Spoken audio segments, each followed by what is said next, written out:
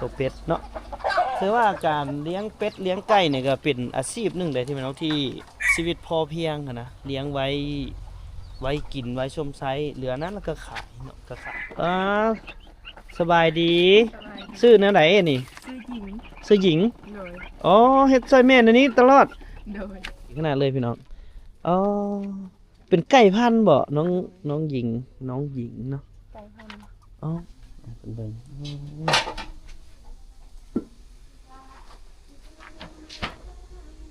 ทุกมือเลยบ่ละทั้งเช้าทั้งแรงตื่นจักโมงตอนเช้า7 โมงเช้า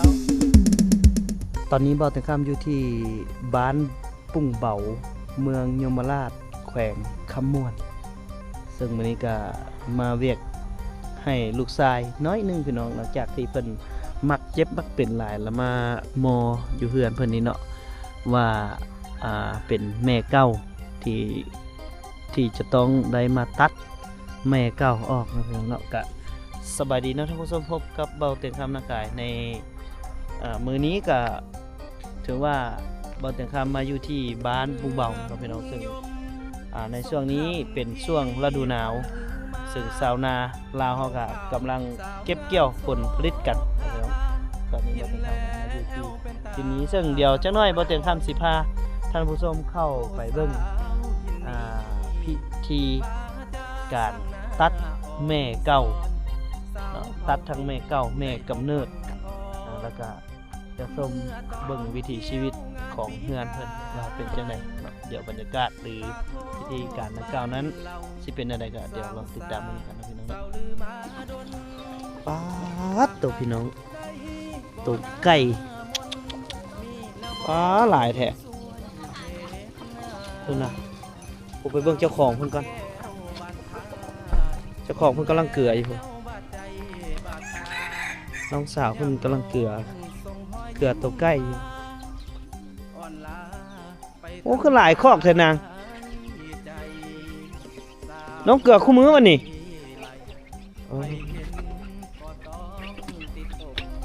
เบิ่งดู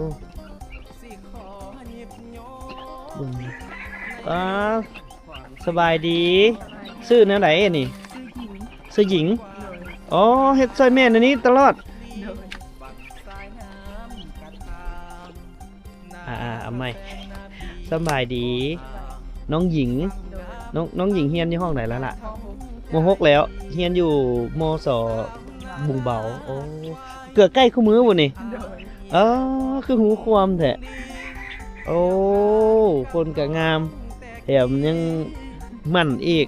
เวียกแต่ละมื้อให้หยังนางโอ้แสดงว่าเวียกเฮือนนี่ซอยแม่ได้เบิดเลยจักปีแล้วตอนนี้15 ปีโอ้ม.6เลยมาแต่อยู่ใส่ในไก่เจ้ารีวิวหน่อยดูฮะที่ใส่อยู่จุดนี้มันบ่นี่คือคอกไก่พี่น้องตัวนี้ยังน้อยเนาะนี่โอ้น้องหญิงอยู่ใส่อีกนางพาไอไปเบิ่งได้ป๊าบตัวเอาทั้งหลังนี่มันหยังน้ำหยังโอ้น้ำยมนี่นะเอาอยู่แปะน้ำยมบุคักแท้ถือว่าเป็นที่อยู่ที่โลเคชั่นดีขนาดเลยพี่น้องเป็นไก่พันธุ์บ่น้องหญิงเนาะมันคือเป็นอันนั้นงามแท้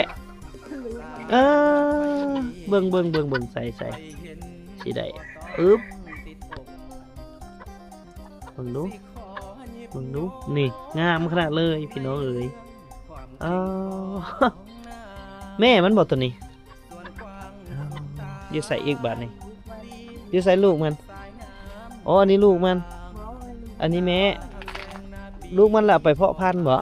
เพาะพันธุ์ไว้อยู่ใส่โอ้น้องหญิงหูความแท้เรียนอยู่ม.5 ม.6แล้วว้าไก่เจ้าต้มจักตู่บ่มื้อแรงนี่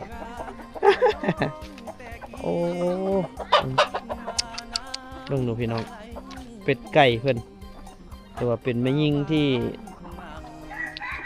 ดุมั่นขนาดเนาะเบิ่งตัวเป็ดตัวไก่เพิ่นนี่ป๊าดตัวสะอ่อนเนาะดุมั่นอีหลี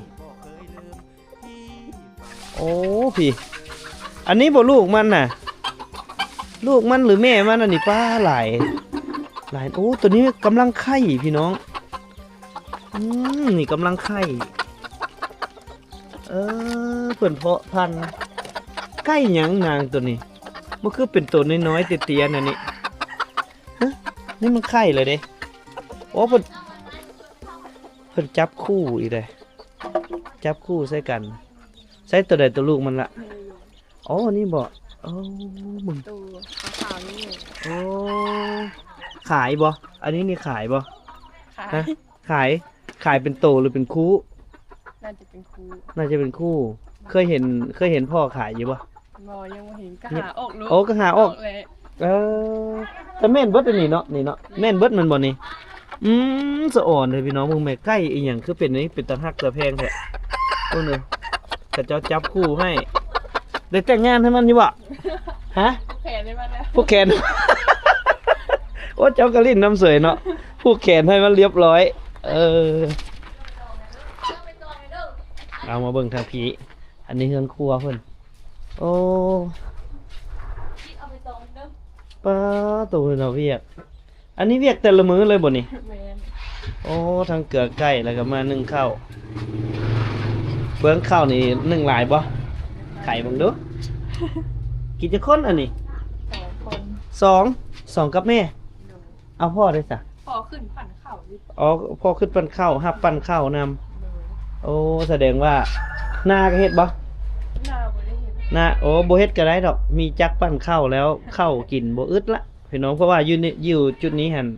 คันผู้ใดมีรถปั้นข้าวรถปั้นข้าวก็คือแทนรถเกี่ยวข้าวเนาะคือใช้คนเกี่ยวแล้วเอามากองโฮมกันแล้วก็ใช้รถปั้นข้าวนี้ไปปั้น หลังจากปั้นแล้วเพิ่นก็คิดไล่อาจจะบางบ่อนก็แม่น10เป่าเอาเป่านึง11 12เป่าเอาเป่านึงแล้วแต่แต่ละบ่อนเอาโอ้หนึ่งข้าวจากนั้นเพิ่นก็ล้างถ้วยอีกถือว่าเวียกเฮือนเวียกซ่านครบนำผู้หญิงเลยพี่น้องเป็นถ้าผู้ใดมีลูกสาวนี่ถือว่าโชคดีสุดละเนาะ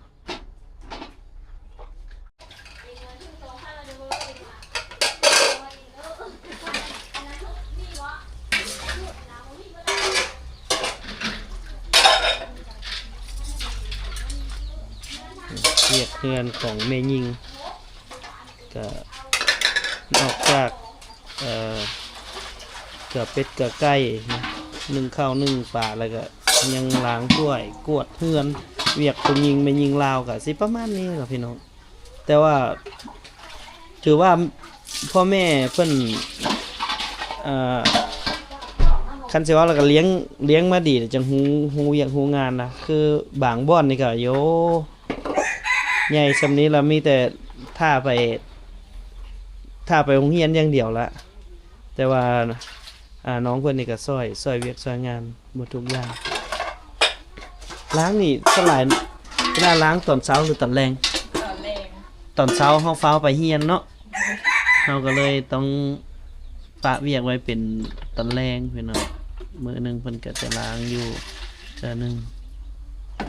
วันเสาร์วันอาทิตย์นี่ได้ไปปั้นข้าวนํพ่อบ่ บ่ มีแต่พ่อเขาไป โดย เพิ่นไปจักคนซะนะ มีพี่น้องอยู่เทิงแหละอันนั้นเพิ่นปั่นนำ อ๋อเฮ็ดนำกันสลายเพิ่นปั้นอยู่แถวใดแถวใกล้ๆนี่ แถวเทิงผู้แถวอันจักบ้านเลยแล้วต้อง ไป ขึ้นผู้น่ะแถวบ้าน แถวบ้านอายหุ่มบ่แถวหน้ากายบ่ บ่แม่นแถวละกายมันขึ้นทาง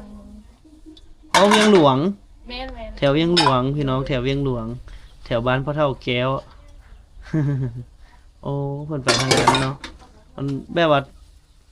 ก็แล้วแต่นะแล้วแต่สาขาของแต่ละคนว่าสิมีคนฮู้จักหรือว่าติดต่องานอยู่ไสหลายเพิ่นก็สิไปจุดนั้นส่วนหลายแล้วก็เพิ่นก็สิเกี่ยวเนาะเพราะว่าอยู่ประเทศลาวเฮานี่ยังหารถเกี่ยวนี่เกือบสิบ่มีพุ่นล่ะอยู่ยมราชนี่ก็สิมี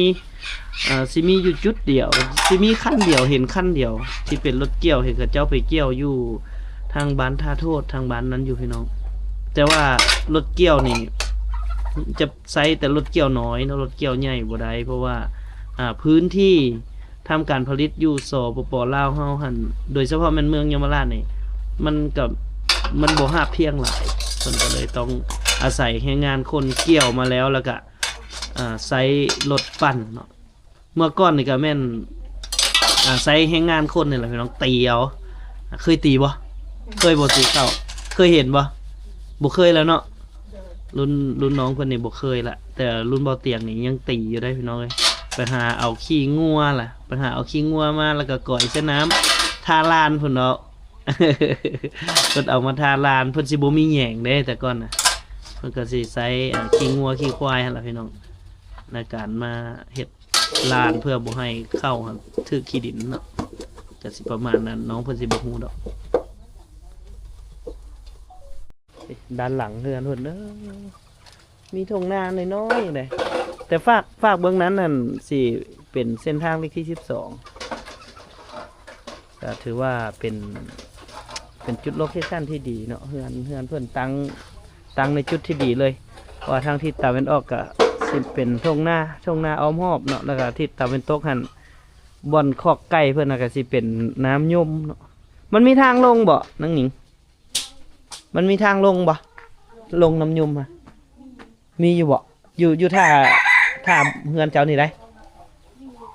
มีอยู่เดี๋ยวสิย่างไปเบิ่งเดี๋ยวเฮาย่างลงไปเบิ่งท่าน้ำเฮือนเพิ่นทางนั้นพี่น้องเดี๋ยวสิย่างลงไปเบิ่งก่อนโอ้แต่ว่าเพิ่นเลี้ยงไก่นี่คักอีหลีเลี้ยงไก่นี่คักแฮงเดี๋ยวเฮาย่างลงไปเนาะย่างลงไปเบิ่งตัวเป็ดเนาะคือว่าการเลี้ยงเป็ดเลี้ยงไก่เนี่ยก็เป็นอาชีพหนึ่งเลยที่เป็นเอาที่คันที่ว่าอะไรที่เป็นอาชีพที่เลี้ยงไว้แบบชีวิตพอเพียงนะเลี้ยงไว้กินไว้ชมไซส์เหลือนั้นแล้วก็ขายเนาะก็ขายได้คือกันแต่เขาอยากกินตอนไหนก็ได้นี่เป็นเห็ดหางไก่ไว้หุ่นนะไข่ได้ทุกที่ไปเดี๋ยวเราย่างลงไปเบิ่งจักจุดใดน้องเพิ่นว่ามีหลายอย่างเลยตัวแบตัวอย่างนี้น้องเพิ่นว่ามีจุดที่สามารถลงไปแม่น้ำใดแต่บ่ฮู้จุดใดได้บ่ฮู้จุดใดน้องเพิ่นก็กำลังล้างถ้วยอยู่น่าจะเป็นจุดนี้บ่เดี๋ยวพาสำรวจเบิ่งโลเคชั่นเฮือนเพิ่นเนาะขอไก่ปีกี้นี่น้ำขึ้นท่วมบ่ได้พี่น้องเอ้ยพี่แล้วเพียงพี่แล้วเนาะโอ้นี่เด้อันนี้น้ำยมนี่พี่น้องนี่น้ำยมนี่ก็ตกใส่น้ำเซบงไฟคือกันซึ่งว่าน้ำยมนี่มีจุดกำเนิดมาจากน้ำกระทางแล้วก็น้ำอื่นๆที่ไหลลงมาจากผู้แหลมเมืองนากายเนาะแม่น้ำแห่งนี้ก็เป็นส่วนหนึ่งในการห้องรับเอาน้ำจากเขื่อนไฟฟ้าน้ำเทิน2คือกัน แม่น้ำนี้จะเป็นเขาเอิ้นว่าเป็นคลองระบายน้ำธรรมชาติอีกอันหนึ่งเนาะแล้วก็นอกจากน้ำยมนี้เราก็ยังมีคลองระบายน้ำอีกต่างหากอีกพี่น้องซึ่งน้ำที่ไหลมาจากเขื่อนส่วนหนึ่งเพิ่นก็ปล่อยเป็นน้ำชลประทานให้กับชาวบ้านในการทำผลผลิตนั่นก็คือการเฮ็ดนาแซงเนาะการเฮ็ดนาแซงนะเดี๋ยวบ่เตียข้ามกะสิรีวิวบ้านเพิ่นให้เบิ่งสำนี้เดี๋ยวจักหน่อยก็สิไปติดตามเบิ่งวิถีชีวิตของน้องหนิงตื่นอีกจักหน่อยนึงเนาะวันนี้ก็พาครอบครัวมาแก้เวียกน้องน้ำเนาะมาแก้เวียกน้องน้ำเลยคนน้ำหอมกระทงบ่แม่นกระทงหลงทางเลยเนาะอันนี้เนาะไม่เท่าเนาะ บ่เอาเนาะกระทงหลงทางเนาะ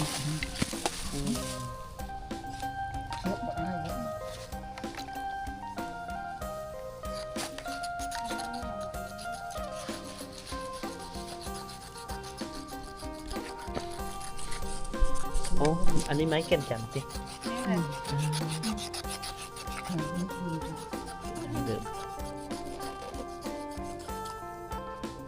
จักเหลี่ยมไม่เท่ากระทงไม่เท่านี่ บ่มีเหลี่ยมกระทงมนต์บ่ กระโชกมุด เออ จะมาวันนี้เฮ็ดมันมาเด้อ เออคือสิแม่นเทื่อเดียวนี่ติเบิดแล้วลูกก็ดี ลูกล่าแล้ว ลาเอาก้อนไปจักเอาไอ้ เจ้า คำนี้ สา เออ เจ้าชายผัวจะมามันลูกชายลูกชาย อื ลูกชาย ม เราปัดบ้านใหญ่แล้วได้ยังเลยมาตัน เออ อืมก็เอิ้นว่าฮีดแก้ของเด็กน้อยแก้เด็กน้อยเวียกเด็กน้อยแก้ ผู้ใหญ่จะคงนี้จ้ะ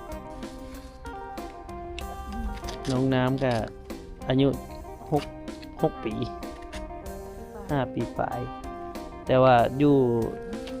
คือเวลาที่เฮาเฮ็ดฮีดคลองไปสินะ ในกรณีที่ว่าเวลาเด็กน้อยมักเป็นเจ็บเป็นไข้หรืออย่างต่างๆนะแล้วแหละมันอาจจะเบิ่งว่าสิเป็นแม่กำเนิดหรือแม่เก้าหรืออหย่างก็แล้วแต่เนาะแล้วแต่ว่าสิถึกแบบใดแล้วเพิ่นก็สิให้เฮามาแต่งเครื่องมาแก้แบบสิเนาะผู้เฒ่าก็มีบ่แม่เฒ่ามีแต่เด็กน้อยเนาะสลายเนาะมีบ่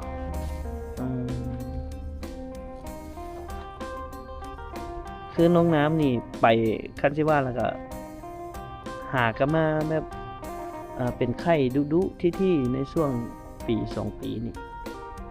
ปี2 ปีนี่แหละแต่ว่ายังบ่ทันได้แก้ตามที่ตามคองของลาวเฮาก็คือเด็กน้อยเวลาเขาเจ้าใหญ่ก็ได้ตัดอยู่แล้วนะแม่เฒ่าเนาะได้ตัดแม่กำเนิดแม่หยังอยู่แล้วแม่นบ่คือน้องน้ำนี่ไปห้องหมอที่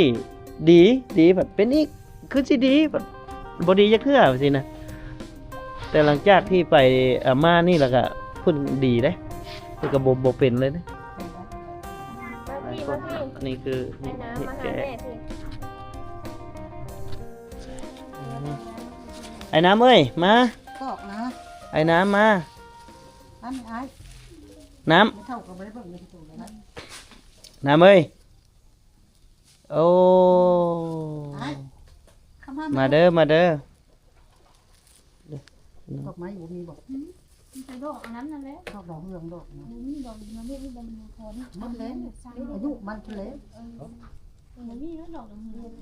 เราบ่ได้บอกเลย ต้องตุ๊ดจะให้กัน เราบ่ได้บอกของเจ้าอ่ะนะ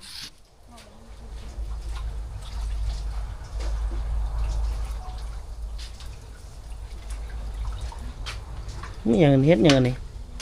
เฮ็ดบดเอ้ยเฮ็ดน่ะเด้อกินน่ะนี่นึ่งบ่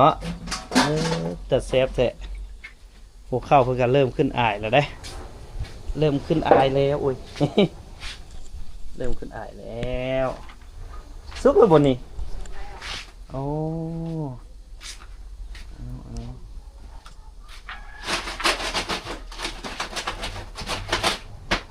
หนิงบ่หรือหญิง หญิง หญิง ผู้หญิงอ่ะเนาะผู้ใดตั้งชื่อให้ แม่ แม่วะเป็นเบิ่ง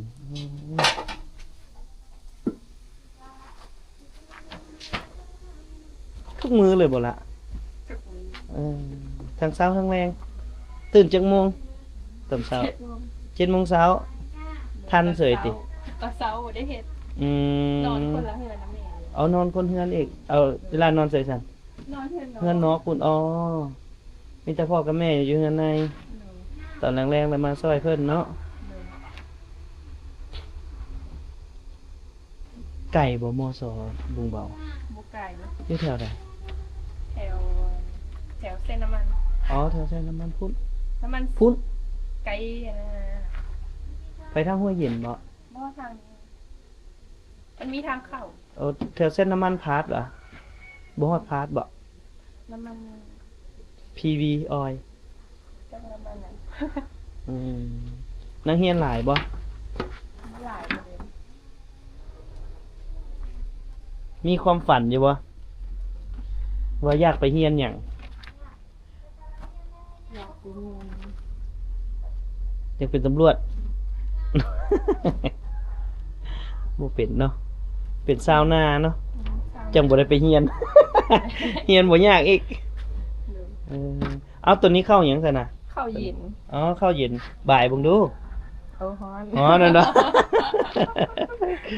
เข้าเย็นหมายถึงเ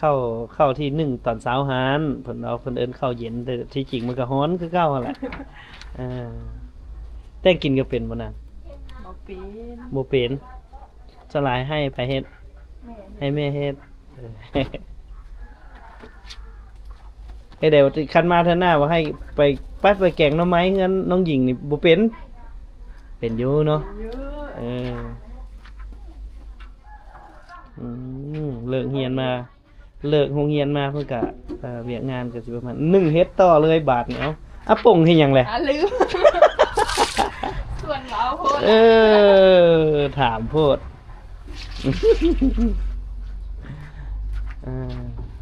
เอา1เฮ็ดต่อนี่ก็คือวิถีชีวิตของผู้สาวสำน้อยสาวสำน้อยในเมืองลาวนะก็ดีได้พี่น้องที่น้องเพิ่นยังหูยังงานเนาะก็แม่ยิ่งลาวส่วนใหญ่ก็สิประมาณนี้แหละก็สิหูงานจนเบิดทุกคน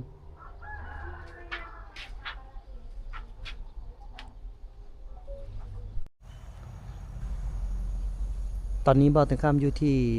บ้านปุ่งเบาเมืองยมราชแขวงคำม่วนซึ่งมื้อนี้ก็มาเวียกให้ลูกชายน้อยหนึงพี่น้องหลังจากที่เพิ่นมักเจ็บมักเป็นหลายแล้วมามออยู่เฮือนเพิ่นนี่เนาะว่าเป็นแม่เก่าที่จะต้องได้มาตัดแม่เก่าออกเนาะพี่น้องเนาะก็สบายดีเนาะท่านผู้ชมพบกับเบาเตียงคำนากายในมื้อนี้ก็ถือว่าเบาเตียงคำมาอยู่ที่บ้านบุงเบาเนาะพี่น้องซึ่งในช่วงนี้เป็นช่วงฤดูหนาวซึ่งชาวนาลาวเฮาก็กำลังเก็บเกี่ยวผลผลิตกันเนาะพี่น้องตอนนี้เบาเตียงคำก็มาอยู่ที่จุดนี้ซึ่งเดี๋ยวจักหน่อยเบาเตียงคำสิพาท่านผู้ชมเข้าไปเบิ่งพิธีการตัดแม่เก่าเนาะตัดทั้งแม่เก่าแม่กำเนิดแล้วก็จะชมเบิ่งวิถีชีวิตของเฮือนเพิ่นว่าเป็นจังไดเนาะเดี๋ยวบรรยากาศหรือพิธีการดังกล่าวนั้นสิเป็นจังไดก็เดี๋ยวเราติดตามกันกันเนาะพี่น้องเนาะตัดเอาเดี๋ยวเอาหยังเอาหยังเอาขันบ่ ตัวเล็กเนี่ยบ่ได้ไปบ่ บอก เอาอันได้ไปเอาน้ำนี่บ่เอาขันนี่บ่ เอาคันมาไปเดินทางกันดิไปหมด ไปหมดเลยบ่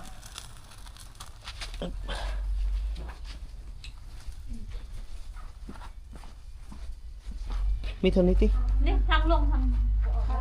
เอาไปเบ่เลยบ่อันนี้ ไปมาเลย เอาแล้วเอามาอีกบ่ ไม่ได้เทเทน้ำไปเลย โอเทลงน้ำมาเลยตินี่โอ้หลังจากที่เพิ่นเทศแล้วเรียบร้อยเนาะเอาขันมาอย่างนี้กับเทไปเลยฮะ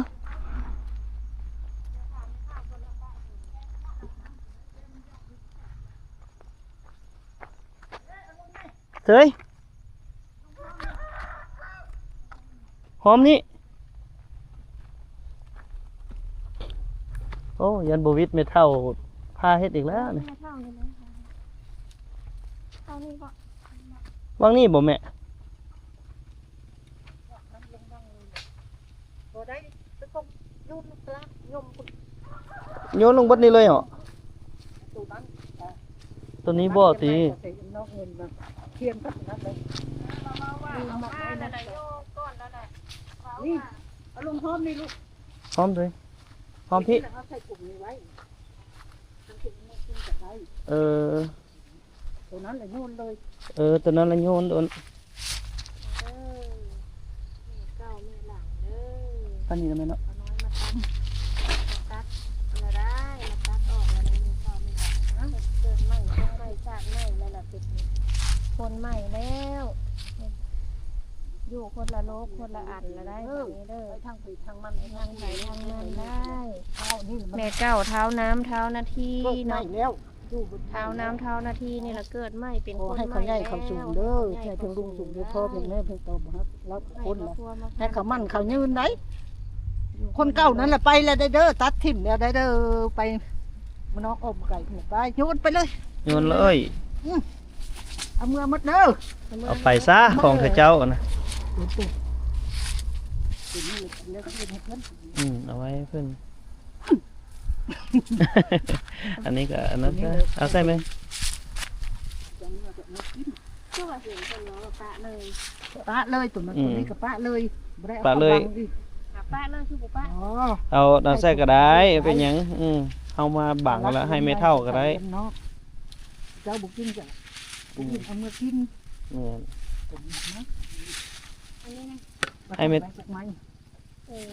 บังแล้วเพิ่นนักเอาเพิ่นนักเอา นี่เนาะ ห้อยผู้ ห้อยกะทางผู้นแหล้วจะมีคนเห็นเฮ้ย คนถึงคนกินเลย อันนี้แหละ ผู้นะแคมทางผู้นะ เอาคือว่าปะไว้เลยค่ะ ปะไว้เลยกับปะแคมทางพี่คนกายไปไกลมากเขาจะเอากินก็กิน